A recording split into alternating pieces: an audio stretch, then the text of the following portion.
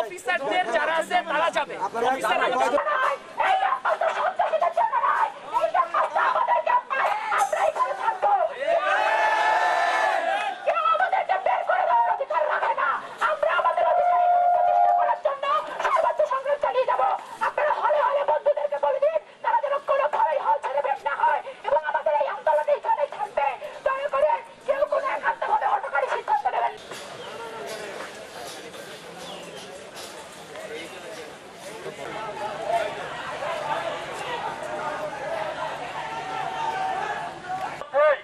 অনেকবার কথা বলেছি, আপনাদেরকে আমরা বারবার অনুরোধ করেছি আপনারা এই রাস্তাটি ছেড়ে আপনারা যার যার হলে চলে যান।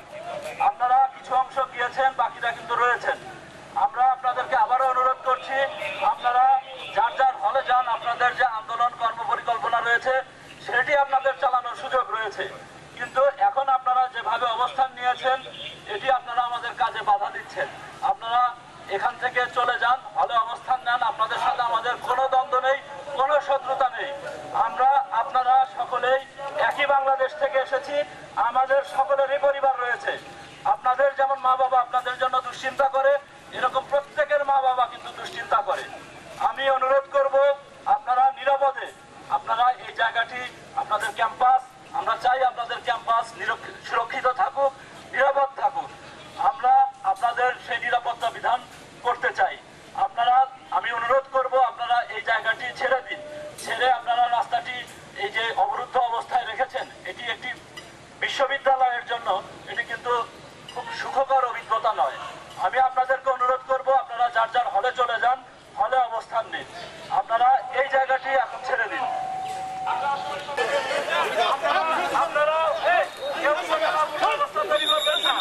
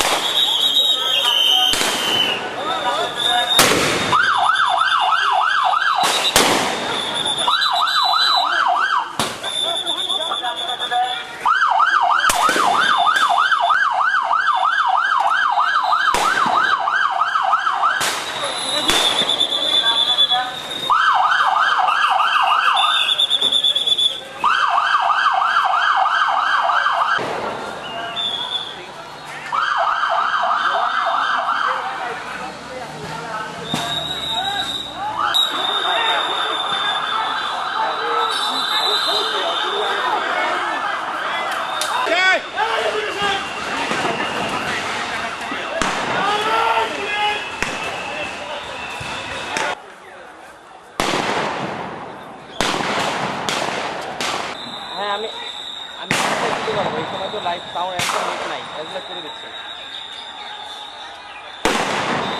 আচ্ছা ওকে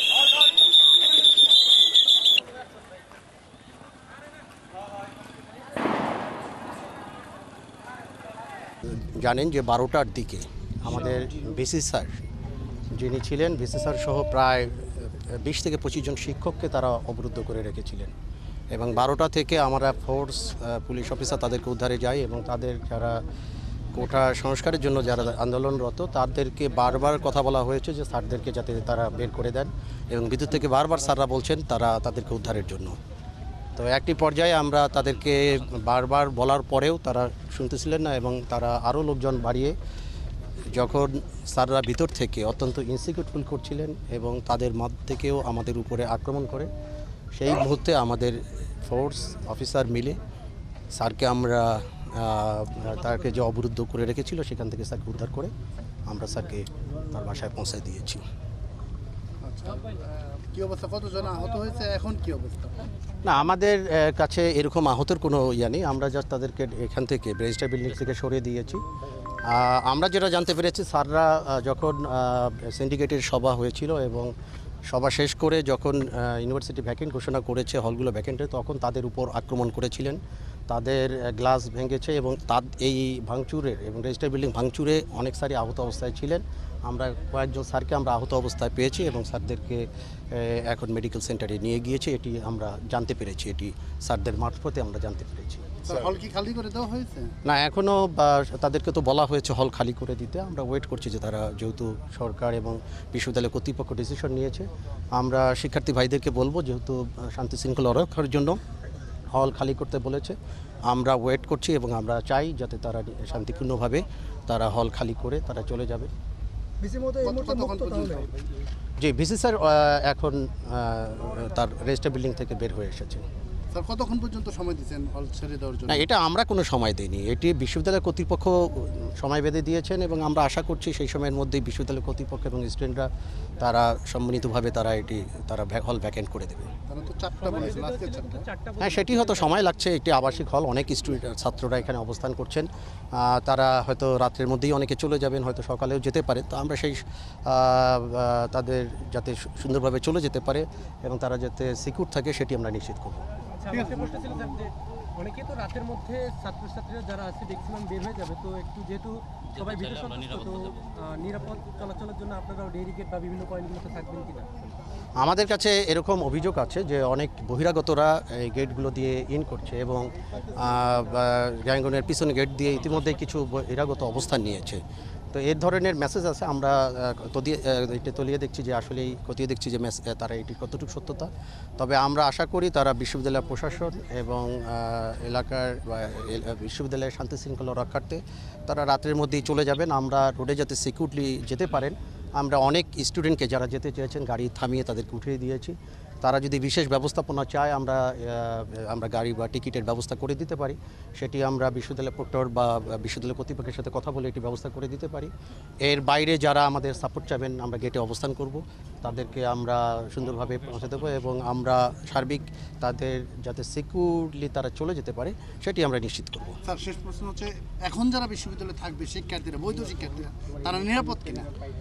না, তারা তো নিরাপদই, এবং কিন্তু একটি বিষয়, যখন হল ভ্যাকেন্ট করা হয়েছে তাদের উচিত তাদের বিশ্ববিদ্যালয় কর্তৃপক্ষকে সম্মান জানিয়ে, বিসিসিকে সম্মান জানিয়ে এবং সরকারকে সম্মান জানিয়ে তাদের এখান থেকে চলে যাওয়া, এবং তাদের যে দাবি দেওয়া নিয়ে নিশ্চয়ই সরকার বা বিশ্ববিদ্যালয় কর্তৃপক্ষ কথা বলছেন, সেই সময়টি দিতে হবে। এবং এখানে তাদের যেহেতু বলা হয়েছে ভ্যাকেন্ট করতে, আমি আশা করি যে তারা দ্রুতই চলে যাবে। এরপরেও যারা থাকবেন, এবং আমরা যখন এটি করতে গিয়েছি অনেকেই আমাদের উপর ঢিল দিয়েছে, তারা আগুন জ্বালিয়েছে, অনেকে বোম চার্জ করেছে এবং আমাদের দেখেছি যে ভাঙচুর করেছে তারা রেজিস্টার বিল্ডিংয়ে। আমরা এটি বিশ্বাস করি এটা বিশ্ববিদ্যালয়ের শিক্ষকরা এটি কখনো করতে পারে না। তো বিশ্ববিদ্যালয়ের বাইরের অনেকেই আমাদের কাছে অভিযোগ আছে যে বিভিন্ন রাজনৈতিক তাদের পরিচয় আছে, যারা ইতিমধ্যেই ক্যাম্পাসে অবস্থান নিচ্ছে বলে, এবং তারা বিভিন্ন হলগুলোতে অবস্থান নিয়েছে। তো সেই ধরনের অভিযোগ যদি থাকে, তো আমরা অবশ্যই বিশ্ববিদ্যালয়ের আইনশৃঙ্খলা রক্ষার তাগিদে সেই যদি রাত্রের মধ্যে তারা না চলে যায়, সেক্ষেত্রে তো আমাদের অবশ্যই সেই আইনগত যে ব্যবস্থাপনাটি এবং বিশ্ববিদ্যালয় কর্তৃপক্ষের সাথে কথা বলে